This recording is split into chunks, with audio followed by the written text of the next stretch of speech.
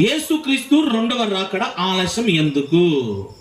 యేసు ప్రభు వారు ఏమన్నారంటే, నేను అతి త్వరలోనే వస్తానని చెప్పాడు. యేసు ప్రభు అంటున్నాడు, నేను అతి త్వరలోనే వస్తానని చెప్పాడు. మరి యేసు ప్రభు వారు వచ్చారా?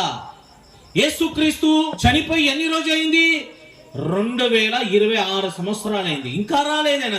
ఇంతకీ యేసు ప్రభు వారు వస్తారా? అతి త్వరలో వస్తామని చెప్పాడు కదా, మరి ఇప్పుడు దాకా రాకపోవడానికి కారణం ఏమిటి?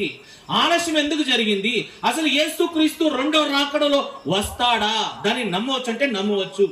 యేసుక్రీస్తు ఖచ్చితంగా వస్తాడు. ఇది ఎలాగ చెప్పగలుగుతారు? దీన్ని ఎలాగ నమ్మాలని మీరు ప్రశ్న అడిగితే ఒక మాట చెప్తాను. యేసు ప్రభు భూమి మీద సంచరించే దినాలలో తన శిష్యులతో గాని ఎక్కడున్న ప్రజలందరితో చెప్పాడు, నేను మరణిస్తాను, మూడో దిన తిరిగి లేస్తాను. ఆయన చెప్పినట్లు మరణించి తిరిగి లేచాడా? లేదా? లేచాడు.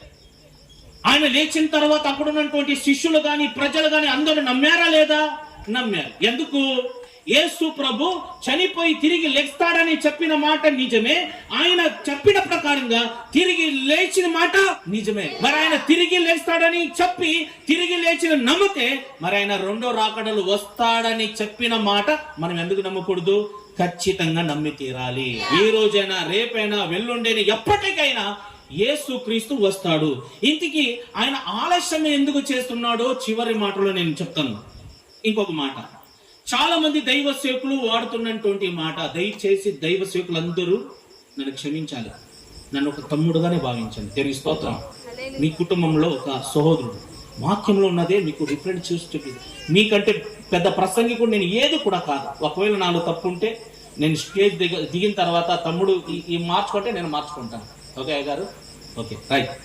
చాలా మంది దైవ సేవకుల నోట వినబడుతున్నటువంటి మాట ఏమంటే, అంత్య దినములో అంత్యక్రీస్తు వస్తాడంట. ఎవరు? అంత్య దినములో అంత్యక్రీస్తు. ఈ అంత్యక్రీస్తు అంటే ఎవరు? కొంతమంది చెప్పే మాట, అపవాది అయిన సాతాను. అంత్యక్రీస్తు అంటే ఎవరు? అపవాది అయిన సాతాను. దేనికి వస్తాడు అంత్యక్రీస్తు? అంతం చేయడానికి వస్తాడు, నాశనం చేయడానికి వస్తాడని కొంతమంది ఇంగ్లీష్ బోధ నేర్చుకొని, ఇంగ్లీష్ బోధ తెలుసుకొని అంత్యక్రీస్తు వస్తాడు అని మాట బోధిస్తున్నారు. ఇంతకీ బైబిల్లో ఎక్కడైనా అంత్యక్రీస్తు అనే పదం ఉందా? చెప్పాలి. తెలుగువాలి కదా మీరు. అంత్యక్రీస్తు అనే పదం ఉందంటే నో, లేదు, ఎక్కడ కూడా లేదు. మీరు పరీక్షించండి. ఇంతకీ ఈ అంత్యక్రీస్తు అనే మాటకి అర్థం ఏమిటి? మీరు తెలుగు వాళ్ళు కదా, మీరు చెప్పాలి. అంత్యక్రీస్తు అనే మాటకి అర్థం ఏమిటి? అంత్యక్రీస్తు అంటే అంతంలో, అంటే చివరిలో రాబోతున్నటువంటి క్రీస్తు, అంతే కదండి. చివరిలో రాబోతున్నటువంటి క్రీస్తు, అది నిజమే, నిజంగా వస్తాడు. అంత్యక్రీస్తు వస్తాడు అంటే యేసు ప్రభు వారే చివరిలో వస్తాడు. ఆ యేసు క్రీస్తు పదాన్ని తీసుకొని, పేరుని తీసుకొని అపవాదితో పోల్చకూడదు. మరి అపవాది గురించి రాయబడినటువంటి మాట ఏంటో ఇప్పుడు చూద్దాం. యోహాను రాసిన మొదటి పత్రిక 2వ అధ్యాయం 18 వాక్యం. యోహాను రాసిన మొదటి పత్రిక 2వ అధ్యాయం 18 వాక్యంలో, కడవరి గడియలో, గమనించండి, కడవరి గడియలో క్రీస్తు విరోధి. ఓకేనా? ఇది ఎవరు? క్రీస్తు విరోధి. యోహాను రాసిన మొదటి పత్రిక 2వ అధ్యాయం 18 వాక్యంలో, కడవరి గడియలో ఎవరు వస్తారంట? క్రీస్తు విరోధి. అంటే యేసు క్రీస్తుకి విరోధి. ఇంగ్లీష్ లో యాంటీ క్రైస్ట్ అంటారు, తెలుగులో క్రీస్తు విరోధి. అబద్ధ ప్రవక్తులు వచ్చి ఏం చేస్తారంటే సూచక క్రియలు, మహత్తరమైన కార్యాలు చేస్తుంటారు. మేమే క్రీస్తు అని ప్రకటిస్తుంటారు. వీళ్ళు ఎవరు? అపవాదైన సాతాను, క్రీస్తు విరోధి వచ్చి అబద్ధ బోధకులో దూరి మేమే క్రీస్తుమి అని ప్రకటిస్తుంటాడు. ఇది అపవాది. వచ్చి ఏం చేస్తాడు? మత్తయి సువార్త 24వ అధ్యాయం 24వ వాక్యంలో, మత్తయి సువార్త 24వ అధ్యాయం 24వ వాక్యంలో, అబద్ధ క్రీస్తు, అబద్ధ ప్రవక్తలు వచ్చి ఏర్పరచబడిన వాళ్ళని కూడా మోసము చేయడానికి, అబద్ధ క్రీస్తు, అబద్ధ ప్రవక్తలు వచ్చి ఏర్పరచబడిన వాళ్ళని కూడా, అంటే ఏర్పరచబడినటువంటి దైవ సేవకుల్లో దూరి సూచక క్రియలు చూపించి, మహత్తరమైన కార్యాలు చూపించి, ఏర్పరచబడిన కూడా దైవ సేవకులు కూడా మోసం చేస్తాడంట.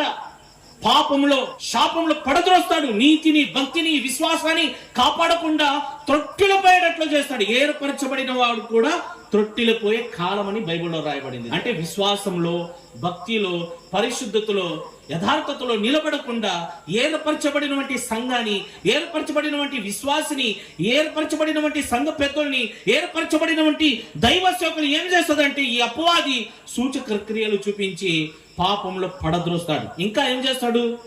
దేశంలోకి రాసిన 2వ పత్రిక, అంటే నా టైం అయిపోయింది అందుకని స్పీడ్కి వెళ్ళిపోతాను, దయచేసి క్షమించండి. అట్లా గుడ్లు గుబులాగా చూడబాకండి, అలాగే చెప్తున్నాను ఫీల్ అవ్వబాకండి. జస్ట్ మీ ముఖంలో నవ్వు చూడడానికి అలాంటి మాట ఉపయోగిస్తున్నాను. మీరందరూ దైవ భక్తి కలిగిన వాళ్ళు, చురుకైన హెబ్రీ స్త్రీలు, చురుకుగా ఉంటారు కదా. మీరు ఉంటారా లేదా? ఏదో ఒకసారి మీకోసం ఒకసారి చప్పట్లు కొట్టుకోండి. అది చూడండి, వాళ్ళ కోసం ఉంటే అంత గట్టిగా కొడుతున్నారు.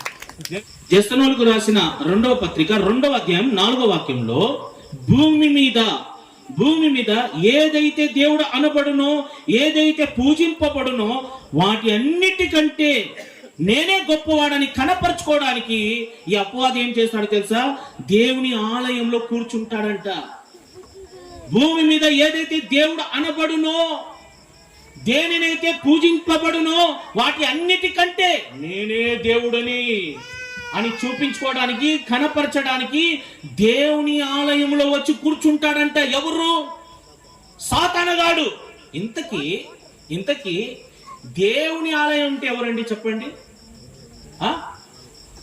రైట్, అపోస్తలుడైన పౌలు అంటున్నాడు, మీ దేహమే దేవుని ఆలయము, మీలో పరిశుద్ధాత్మ దేవుడు నివసిస్తాడనే సంగతి మీరు ఎరుగరా? ఆ ఆలయంలో వచ్చేసి అపవాది ఏం చేస్తాడు? కూర్చుంటాడు. యేసు ప్రభు ప్రకటన గ్రంథంలో ఏం చెప్తున్నాడు చూడండి, 3వ అధ్యాయం 20వ వాక్యం. ప్రకటన గ్రంథం 3వ అధ్యాయం 20వ వాక్యంలో, మిమ్మల్ని నేను ఏమైనా ఇబ్బంది పెడుతున్నానండి? బైబిల్ తెరిచి చదవమని చెప్తున్నానా? లేదు కదా. మిమ్మల్ని ఇబ్బంది పెట్టడం నాకు ఇష్టం లేదండి, అందుకని మీ ఇబ్బంది కూడా నేనే మోస్తున్నాను. తెలుగు రాకపోయినా హిందీలో రాసుకున్నాం, చూడండి ఒకసారి. ఏం సార్ నానా లేదా? ప్రకటన గ్రంథం 3వ అధ్యాయం 20వ వాక్యంలో యేసు ప్రభు చెప్తున్నటువంటి మాట ఏమంటే, యేసు ప్రభు ఏమంటున్నాడు? ఇదిగో నేను తలుపు దగ్గర నిలబడి ఉన్నాను, తలుపు తడుతున్నాను. ఎవరైతే నా స్వరము విని తలుపు తీయునో వారి ఇంటిలోనికి నేను వచ్చి వారితో కలిసి నేను భోజనం చేస్తానయ్యా. తలుపు తీయండి అయ్యా, నా స్వరం వినండి అయ్యా, నన్ను లోపల ఆహ్వానించండి అయ్యా అంటే వీళ్ళేం చెప్తున్నారు తెలుసా? అయ్యా మీరు వచ్చే అవసరం లేదయ్యా, మీరు భోజనం చేయాల్సిన అవసరం లేదు, ఆల్రెడీ సాతాను వచ్చి భోజనం చేస్తాడంట. యేసు ప్రభు ఏమంటున్నాడు? నేను వస్తాను మీ దగ్గర అంటే వీళ్ళు అంటున్నారు మీకు రావడానికి వీలు లేదయ్యా, ఆల్రెడీ ఎవరు వచ్చాడు? అపవాదైన సాతాను వచ్చాడు. అందుకని యేసు ప్రభు చెప్తున్నాడు, ఎవడును మిమ్మల్ని మోసు పుచ్చకుండా మీరు జాగ్రత్తగా చూసుకోవాలి. ఇంకా ఫినిష్ లో వస్తాను, ఫైనల్ వస్తాను. యేసు ప్రభు 2వ రాకడకు సూచనలు ఏమిటి అర్థమవుతుందా? యేసుక్రీస్తు రాక మునుపు సూచనలు ఏం జరుగుతాయి? మార్కు స్వార్త 13వ అధ్యాయం 8వ వాక్యం. మార్కు స్వార్త 13వ అధ్యాయం 8వ వాక్యంలో, జనం మీదికి జనమును, రాజ్యం మీదికి రాజమును లేచును, అక్కడక్కడ భూకంపమును కలుగును, కరువులు వచ్చును, ఇవే వేదనలకు ప్రారంభము. ఏమొస్తుందంట? జనం మీదికి జనములు, రాజ్యం మీదికి రాజములు లేచును, అక్కడక్కడ భూకంపములు కలుగును, కరువులు వచ్చును, ఇవే వేదనకు ప్రారంభము. జనముల మీదకి జనము, రాజ్యం మీదకి. ఇప్పటికే యుద్ధాలు మీరు యూట్యూబ్ లో చూస్తున్నారండి. అక్కడక్కడ కరువు, రకరకాలు వైరస్లు, రకరకాలు రోగాలు, వేదనలు కలుగుతున్న ఈ ఖండాలు మీరు చూస్తున్నారు. యేసుక్రీస్తు చెప్పింది ప్రతి మాట నెరవేర్చబడుతుంది. కాబట్టి దీనికి కారణం ఏమంటే, దీనికి సూచన ఏమంటే, యేసుక్రీస్తు అతి త్వరలో రాబోతున్నాడు అనేది. యేసుక్రీస్తు రాకమునుపు ఏం జరుగుతుంది అది కూడా చెప్తున్న సూచన. దెస్సలోనికీయులకు రాసిన మొదటి పత్రిక 5వ అధ్యాయం 3వ వాక్యం. దెస్సలోనికీయులకు రాసిన మొదటి పత్రిక 5వ అధ్యాయం 3వ వాక్యంలో, లోకులు నెమ్మదిగా ఉందని భయం ఏమి లేదు అనుకున్నప్పుడు, లోకస్తులందరూ ఏమనుకుంటారంటే ఇంకా మనకి ఎలాంటి బాధ లేదు, ఎలాంటి నష్టం లేదు, భయం ఏమి లేదు అనుకునేటప్పుడు గర్భవతి స్త్రీలకి ప్రసవ వేదన ఎప్పుడు వస్తుందో తెలియదు. ఎలాగైతే వస్తుందో అలాగే నాశనము వెంటనే వస్తుందంట. ఇప్పుడు స్త్రీలకి 9 నెల నిండిన తర్వాత ఆ నొప్పులు ఎప్పుడు వస్తారో చెప్పలేరు. 9 నెలలకి బిడ్డ పుడతారని గ్యారెంటీ ఉంది, కానీ ఏ సమయానికి, ఏ గంటకి, ఏ గడికి పుడతాదని గ్యారెంటీ లేదు, టైం ఇవ్వలేదు. ఆ గర్భవతి స్త్రీకి ప్రసవ వేదన ఎలాగైతే అకస్మాత్తుగా వస్తుందో నాశనము కూడా అలాగే వస్తుందంట. అంటే యేసుక్రీస్తు రెండో రాకడ అలాగే వస్తుందని ఇక్కడ రాయబడింది. మార్కు సువార్త 13వ అధ్యాయం 32వ వాక్యంలో, ఆ దినమున ఆ గడియలో గురించి తండ్రికి తప్ప ఇంకా ఎవరికి తెలియదు. ఆ రెండవ రాకడ రావాలంటే మనం ఏం చేయాలి? యేసు ప్రభు ఆయన అతి త్వరలో వస్తానని చెప్పాడు, కానీ ఆయన ఇంకా రాలేదు. ఇంకా ఎందుకు ఆలస్యం అవుతుంది? అసలు యేసు ప్రభు రావాలంటే మనం ఏం చేయాలి? ఇక్కడ మీరు జాగ్రత్తగా ఆలకించాలి. యేసుక్రీస్తు రావాలంటే మనం ఏం చేయాలి? మనం ఏమైనా చేస్తే యేసు ప్రభు వస్తాడా? సేవకులు గాని, విశ్వాసులు గాని మనము ఏదైనా చేస్తే ఆ రెండో రాకడ అతి త్వరలోనే వస్తుంది, లేకపోతే ఈ గడిలోనే రావచ్చు, ఈ దినమే రావచ్చు అంటే 100కి 100% యేసు ప్రభు వారు చెప్పినటువంటి ఒక్క మాట మనం అనుసరిస్తే, లేకపోతే నెరవేరిస్తే ఈ రోజే యేసుక్రీస్తు రాకడ వచ్చినట్లే. ఇంతకీ మనం ఏం చేయాలి? యేసు అతి త్వరలో వస్తాడనే మాట చెప్పాడు. ఆయన చెప్పినట్లు త్వరగా రావాలంటే మనం ఏం చేయాలి? మత్తయి సువార్త 24వ అధ్యాయం 14వ వాక్యం. ఎవరైనా సేవకులు ఈ మాట చదవండి దయచేసి. మత్తయి సువార్త 24వ అధ్యాయం 14వ వాక్యం. మరియు ఈ రాజ్య సువార్త సకల జనములకు సాక్షార్థమై లోకమంతటును ప్రకటింపబడును, అట్టు తర్వాత అంతము వచ్చును. యేసు ప్రభు మాట ఒకే ఒక మాట చెప్పాడు. అంతము రావాలన్నా, రెండో రాకడ రావాలన్నా మీరేం చేయాలి?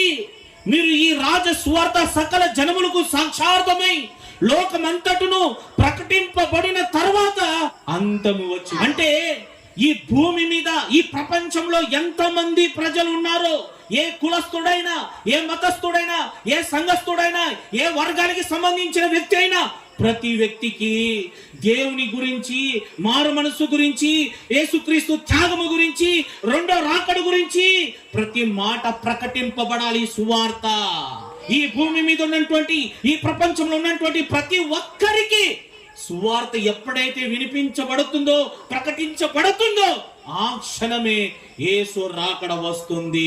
దైవ సేవకులుగా చెప్పేది మా పని. వాళ్ళు వినని, వినకపోని, వాళ్ళు నమ్మని, నమ్మకపోని, క్రీస్తుని దేవుడని నమ్మని, నమ్మకపోని, మన పని ఏమంటే సువార్త ప్రకటించడమే మన పని. యేసుక్రీస్తు వచ్చాడు, పాపుల కొరకు చనిపోయాడు, మనకి రక్షణ ఇచ్చాడు, మరణ తిరిగి రాబోతున్నాడు.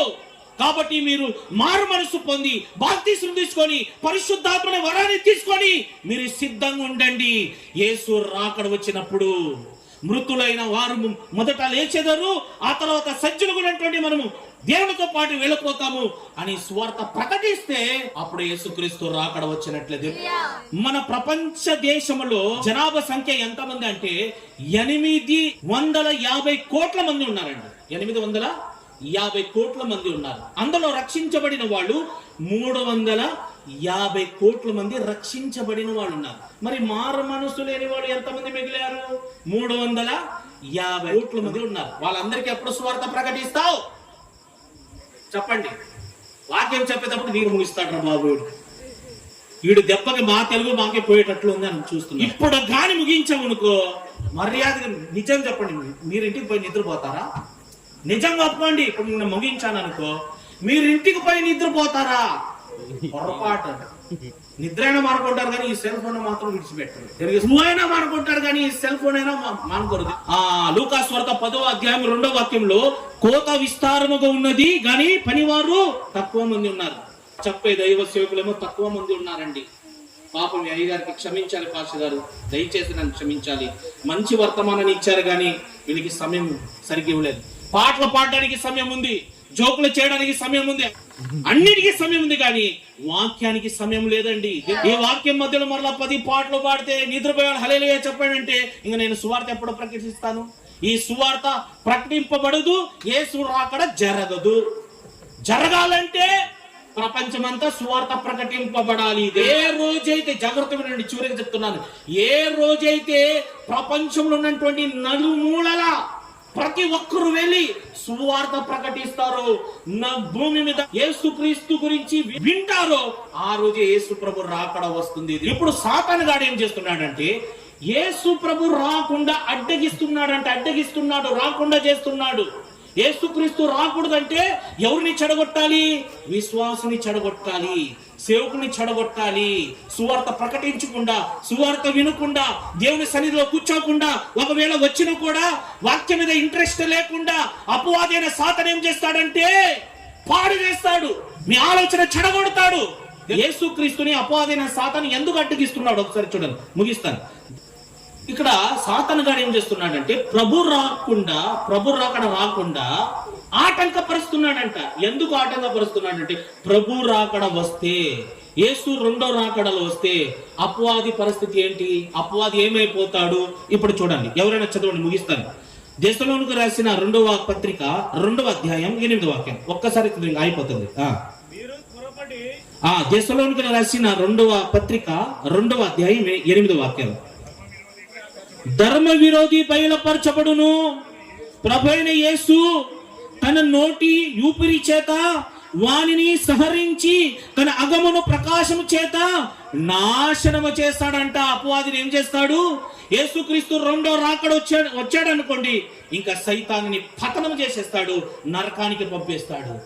అందుకని యేసుక్రీస్తు భూమి మీద వస్తే ఇంకా నేను ప్రజల్ని ఏళ్ళలేను, ప్రజల్ని ఆడుకోలేను, ఇంకా నా రాజ్యం ఇక్కడ జరగదు, నేను ఏది కూడా చేయలేనని యేసుక్రీస్తుని ఏమి చేయకుండా రక్షించబడిన వంటి విశ్వాసుని మోసగిస్తున్నాడు, త్రొట్టిలేటట్లు చేస్తున్నాడు.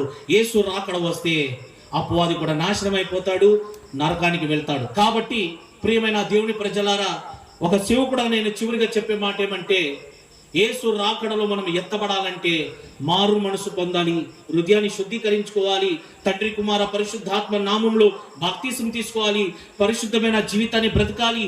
దేవునికి ఇష్టడుగా మనం బ్రతికినప్పుడు ఆ రెండో రాకడలో మనం యేసుక్రీస్తుతో పాటు ఎత్తబడతాము.